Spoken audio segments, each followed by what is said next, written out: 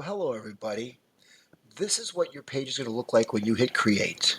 You see that I have my 11 by 17 or tabloid page here. And you're going to see all kinds of tools to your left hand side and all kinds of things on the right hand side. I'll put this up here, just dock it. And what will happen is, this is where most of your work is going to happen, okay? So the first thing first is you want to come over to the top right hand side. There's a little square here with a little bit of, like, it's called switch workspaces. If you click here, you have different types of workspaces with different tools. So this one's getting started, so this is basic. If I click Classic Essentials, watch the left-hand side, you'll see all my tools change here. Or if I want to do something that's more about painting, you'll see that my tools change here. And it works out really, really well. I'm just going to stick with getting started just because we're getting started, okay? So the first thing we're going to do is we're going to come over here and look at the selection tools.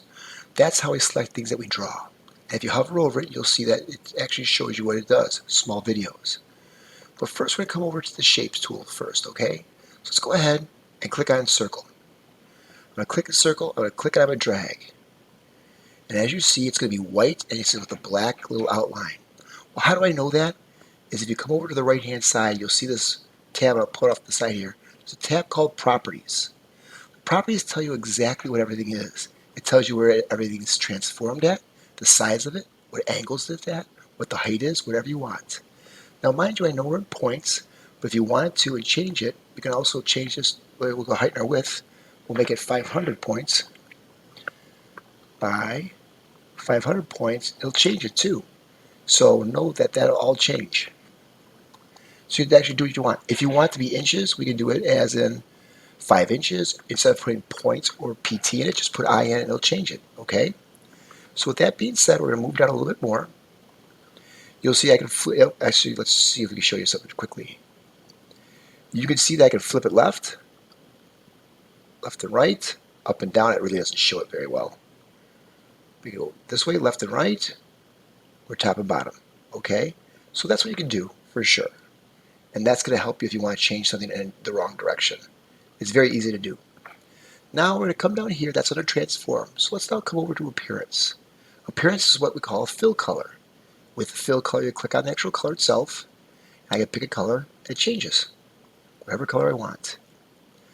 Now you have these presets already in here. We can discuss more about these in class where they are, but that's the first thing you do. Okay? If you're looking for a specific color, I can come down over here to the bottom left-hand side under my tools, and you'll see the orange is over here. I double-click on this. I can pick a specific color. I'll pull it off the side so you can see it. And of course, I can change it to a darker burnt umber, to a brown, or if I want to change the color itself that's going to, I change the slide bar right here. And notice you can actually change whatever you need. So let's go with a nice green. I like green today. I'll say OK.